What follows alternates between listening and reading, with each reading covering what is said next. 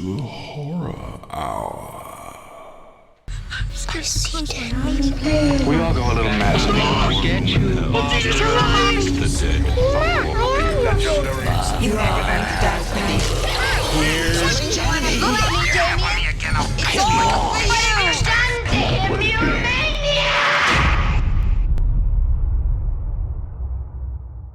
So, welcome to the Horror Hour. It's a place we discuss, we debate, and we typically disagree on all things horror. I'm one of the co-hosts here, Yutaka, and today I'm excited because I'm joined by Justin Benson and Aaron Moorhead of Something in the Dirt. How are you guys today? So good. Thanks for having us. So, first off, for those who haven't seen it, because this did just come out, can you give it a brief synopsis to kind of best describe it without, I guess, spoiling it? It's funny. I think we've finally made a movie that's basically unspoilable, which is pretty cool. I feel like you can tell people what happens beginning to end, and still, it's unspoilable. But it's about two new neighbors in Los Angeles that they strike up maybe a friendship, maybe some kind of bizarre relationship when one of the when they witness something that seems supernatural in the newer neighbor's apartment, and they decide instead of running away from it, they will try to capture it in some kind of some kind of provable form, like a documentary, in order to maybe bring themselves some fame and fortune, because they feel like their lives have been more or less wasted. And then, of course, also to hopefully prove to the world that the supernatural is real.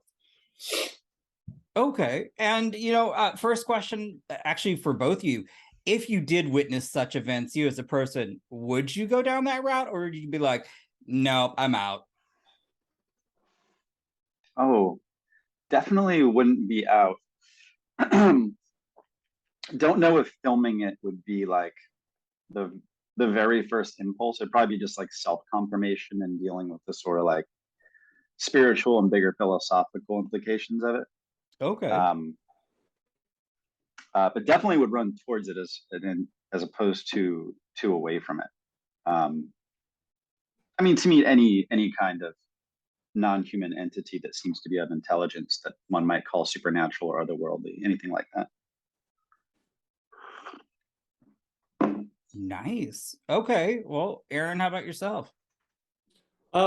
It's roughly the same thing. I know I would eventually get around to filming it once I had enough personal evidence, enough that I saw it with my own eyes, and I said, okay, I don't ever have to doubt this again because I looked away and started recording it or anything like that. But I do think I'd start documenting it. I don't know how long it would take to see the phenomenon and know internally that it is not explainable. But once that happened, I'd be running after a camera. And so what was the inspiration for this film?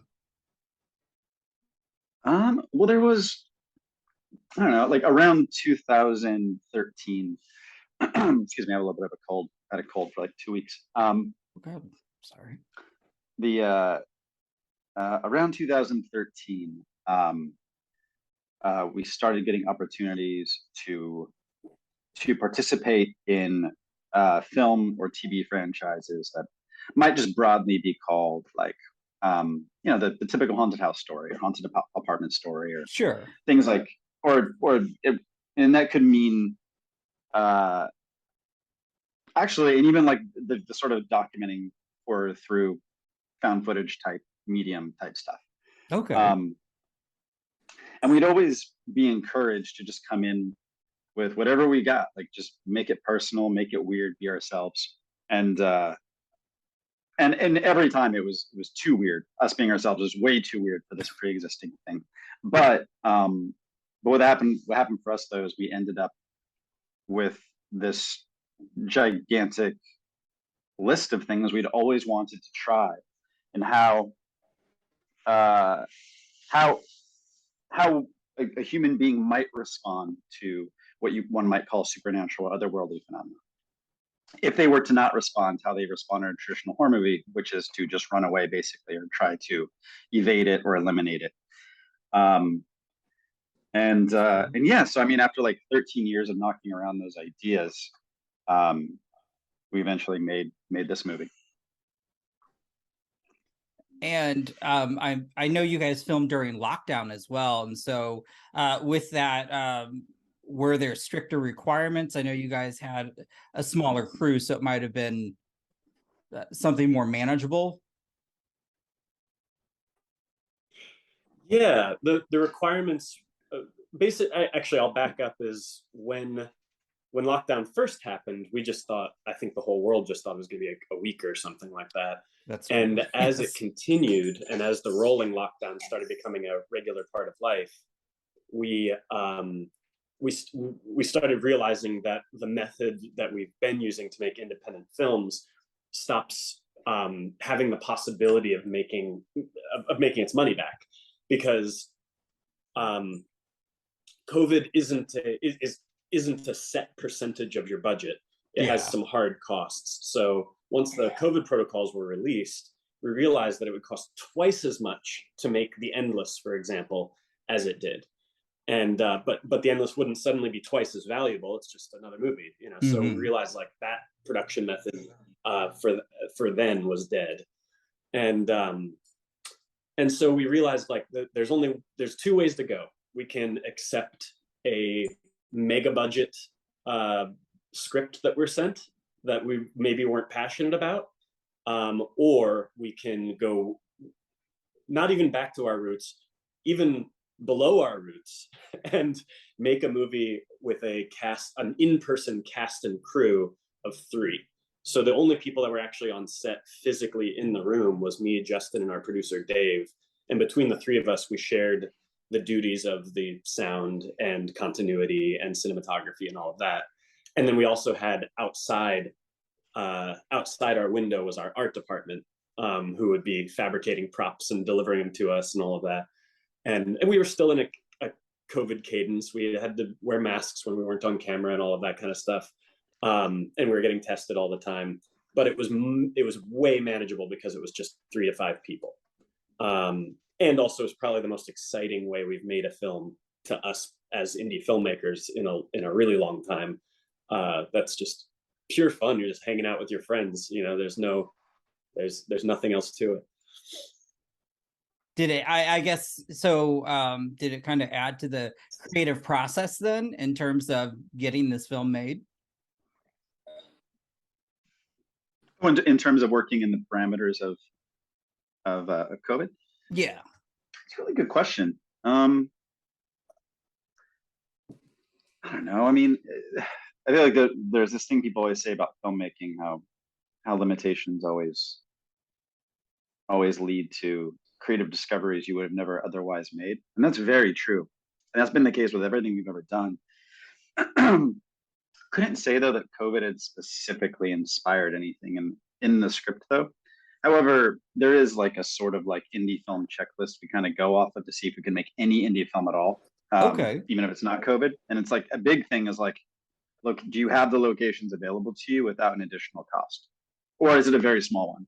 That's one of the biggest things, especially when you're shooting in Los Angeles.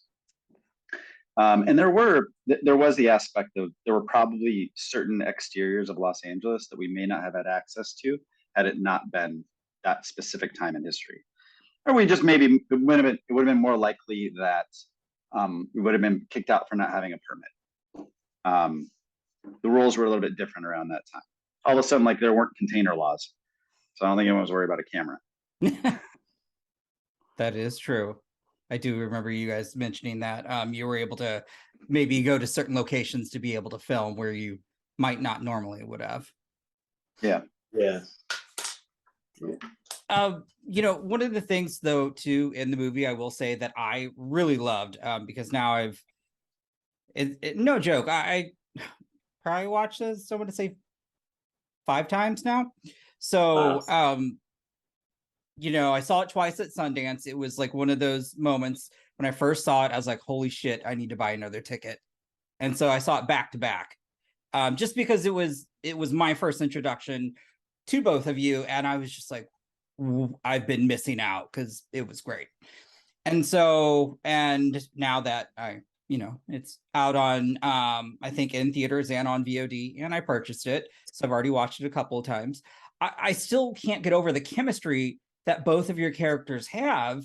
And I found two things interesting. One, sometimes I can't always tell what whose lens we're looking through, which I kind of enjoy, but also I don't know who to really trust at times. We are overjoyed to hear you say that. It was such an intentional part of the film, both of those things. And are we doing spoilers or not? I don't know. Go for it. Okay. I will put a spoiler warning. Sure. Because we could talk that. Yeah. There's an interesting bit of inspiration that we always remember at the last second to attribute to this film, which is one of our favorite things of all time that's ever happened is Breaking Bad. And good show. And we feel like that's a show where you have a protagonist who you change loyalties throughout the season, and actually loyalties change the more you rewatch it, weirdly enough, because you kind of know what's really going on.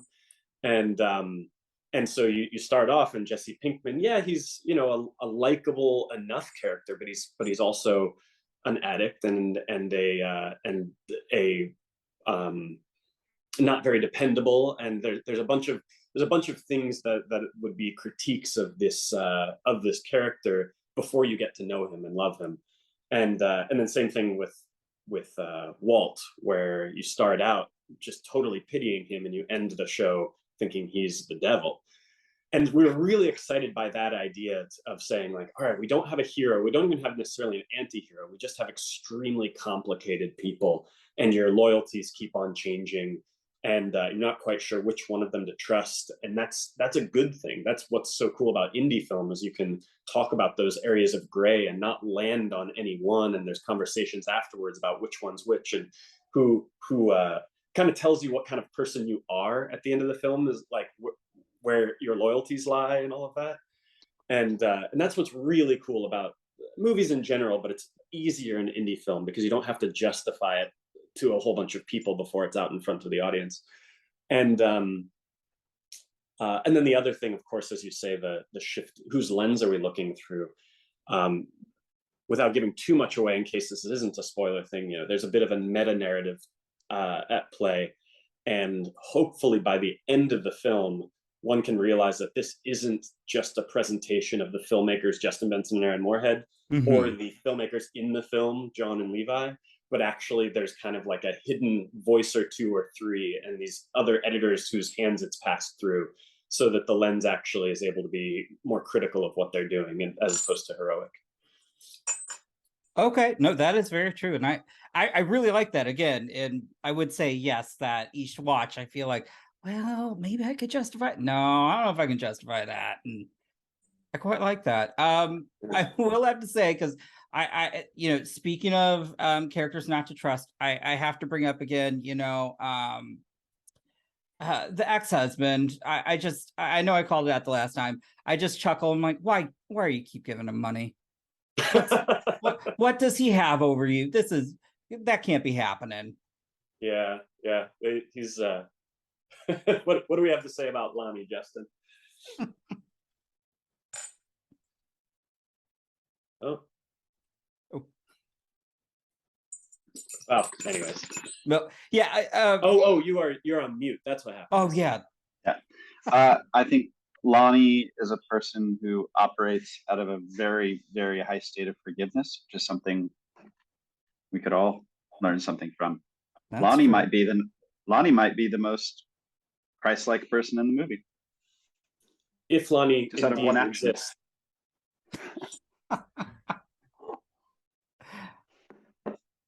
Okay, that's a good way to look at that. I'm not gonna lie though, every time I was yelling at the screen, I go, stop it, you're enabling, please. But I still enjoyed that because, again, it just added an extra layer to the characters. And I know, again, we talk, or I like to talk about representation, and I do appreciate that was kind of subtle. It wasn't forced. It felt genuine. Because we do see sometimes you do see movies where they just want to have those certain things checked off. Whereas this just felt like it was part of the story and just part of the characters. And so I just have to say I do appreciate that. And Yes. you know, for you guys putting that into the story. You know, with that, what is it like? Because, and I'm skipping a little bit ahead for me, because I did recently see about the deal that XYZ and Channel V, so sorry. Sorry. I mean, that's pretty awesome. And I love the idea that, you know, it's 10 independent films and it is looking for folks who, you know, don't, you know, have certain obstacles to where they're not able to make the films that, you know, that should be made, these emerging artists. And so, you know, what is it like for this to be happening? Because I just thought that was very monumental, in my opinion. I mean, it's a huge honor to be part of possibly someone's entrance into this art form at a bigger level is really neat. Something that's also really cool is it's almost the exact same budget as our first feature.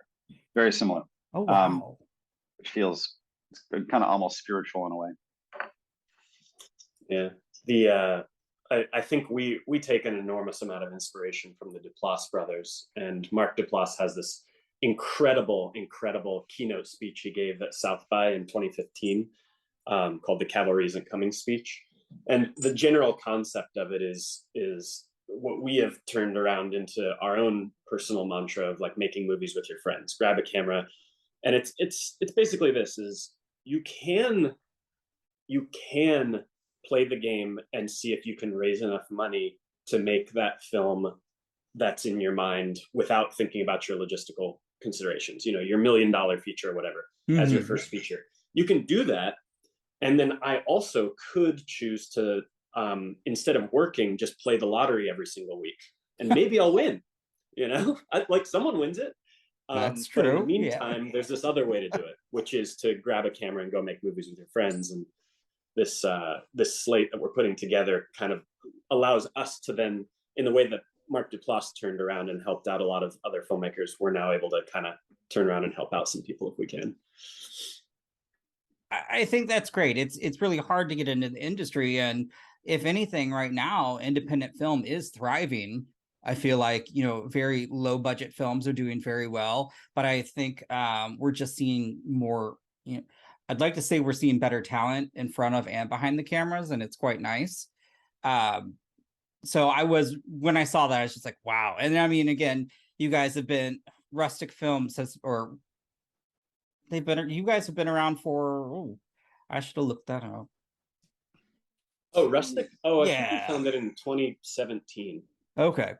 I mean, and so you guys have But been putting out films. We've been around, not producing other people's films, but we've been around for, you know, I think 2012 was roughly when we all got together.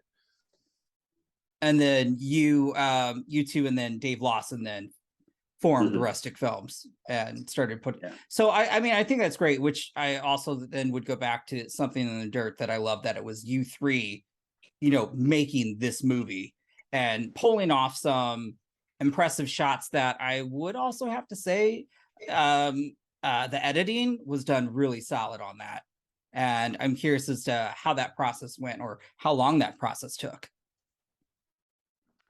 Yeah, editing was actually really long on Something in the Dirt, because we could, but also because the main portion of principal photography was over a year before we actually finished photography on the movie. There wasn't a ton of additional shots, but there was a ton actually. Like, so basically all of those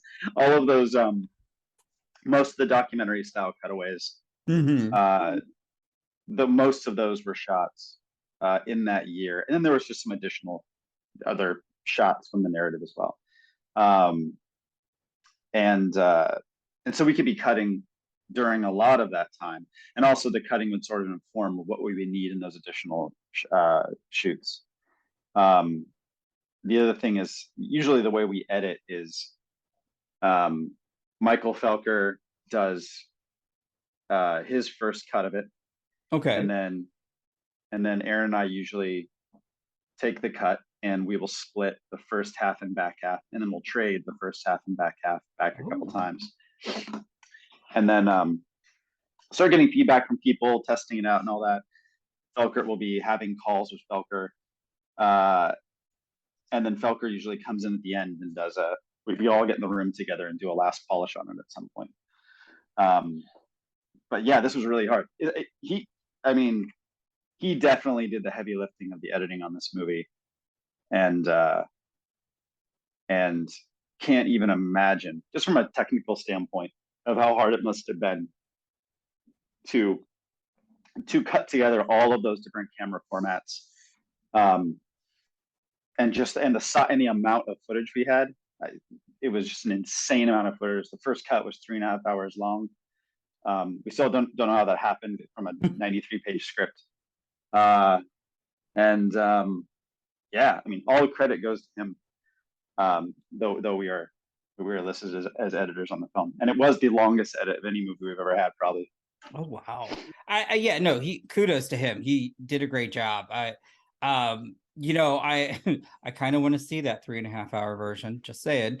Because I feel like there's more insanity in terms of just that descent into madness, which is what I really did enjoy as I was, going along this journey with both your characters. That's why I just couldn't take my eyes off the screen, because first and foremost, I'm a gore hound. This doesn't really have much gore in it, but it had the most like entrancing story and chemistry. So like I was all in, just like, okay, well, they're going here, they're going where? Yeah, I'll go. And so I'm curious, did you take any of that away from after filming, going down any rabbit holes yourself, or just Reddit threads and all that good stuff?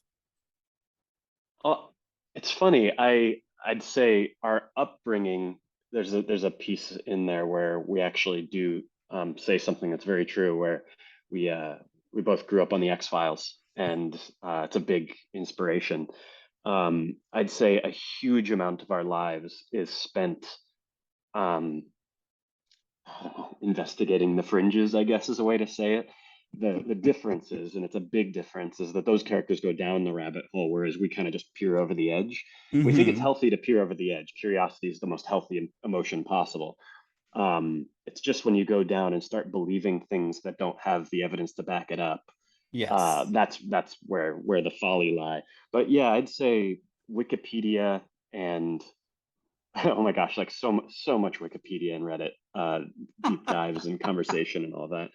And then of course all of the sources, these goofy sources that our characters talk about in the film. That's also something that we indulge in. It's just, again, the difference is that these things are not actual sources. These are just things that are fun to think about. I love that. Huge X-Files fan. And now I just have to ask, because you're talking about Fringe, did you guys watch Fringe? Now I'm just curious. It's a random question. You seen Fringe? No, I found myself really interested in it. I read the pilot, went through this phase of we were reading a lot of pilots just to I don't know, like we'd ask someone who works at a management company or something, what are the best pilots you've ever read? And I think we read like 20 pilots or something. I think Fringe was one of those, I think. Or Fringe was an example of something, I don't remember. Yeah. And I think I watched like an episode at some point. And for whatever reason, I can't even remember why, it just didn't really cast a spell on me. But no specific reason. I probably didn't give it enough of a shot. I don't know. Hey, no judgment. I'm always curious. And in fact, what I'll do with my last question, over since we last, well, just again, the entire year, what about the genre has you so excited? Again, it could be a performance, it could be new techniques, talent behind the camera, themes, trends, maybe even a monster. I'm just kind of curious, like, what have you seen recently in the genre that you're just like, I'm so fucking happy to be making independent films? Yeah, this this has been obviously such a banner year for horror, and I think every horror fan is incredibly excited about it because Yes. you always worry that the zeitgeist will go away. I think it was around 2016 that horror kind of around when It came out, and Get Out. I can't remember exactly those years, but it was around there where everybody started realizing that horror wasn't the redheaded stepchild anymore. And so you worry that that wave will pass. You really do. That it's everyone's excited by it because they're kind of weirdly discovering horror for the first time or rediscovering it, and then and for this year to have been so strong, I think that's exciting, is the fact that just people aren't sick of it. People want more, and it's great. No. I was trying to. Okay, I don't think this isn't necessarily quality. Actually, this is definitely not about indie horror. This is just about horror and sci-fi in general. Okay. But there are a couple aspects to note that I think were really stuck with me. The night photography, I thought was fantastic. A lot of the cinematography, to be honest, was really amazing. And the story of Gordy the chimp, I just thought like the way it thematically resonated with the story as this thing that kind of felt separate from everything, but the more you think about it, the more it's what everything's about, and how you can never forget some of the images of the saga of Gordy on that weird sitcom. Yeah. Again, that is not indie horror. But the genre in general, yeah. Yeah, it has the innovative spirit of indie horror at a studio level, which kind of makes it extra impressive. Yeah, and I do love that it was his love letter, I think, to cinema, just with all the Easter eggs and like, and I'll beforehand like the call out to Akira when she was on the bike, and I just like that was made my heart. But again, I just want to actually can I sorry to interrupt. I just actually want to point that out is what's really cool about something like what Jordan's doing is Justin and I are just generally really not fans of homages in movies or movies that are like big time homages. It's just retreading ground and pointing at it and saying, look at that, I did it too, and I love it too, and that's fair. By the way, it's fine to pay the respects. I just mean it's normally when it dominates the movie, when a movie is like steeped in nostalgia. It's that movie is just very rarely going to stand the test of time because it more is just pointing back to something that was better. But Jordan does it in this way that it's so deft, and it's obviously, like as you say, like this reference to Akira is in one shot, and blink and you miss it. Yep. And yet also it was perfect for the moment. It was absolutely perfect for the moment, especially this movie that's about spectacle.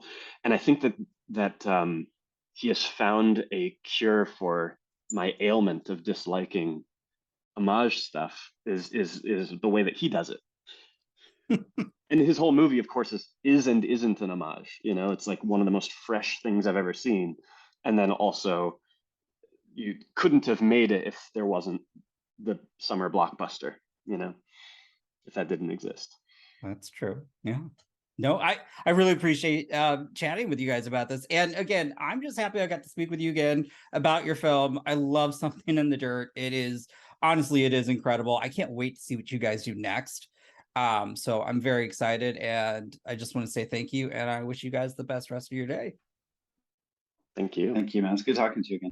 You have been listening to the Horror Hour. See you next time.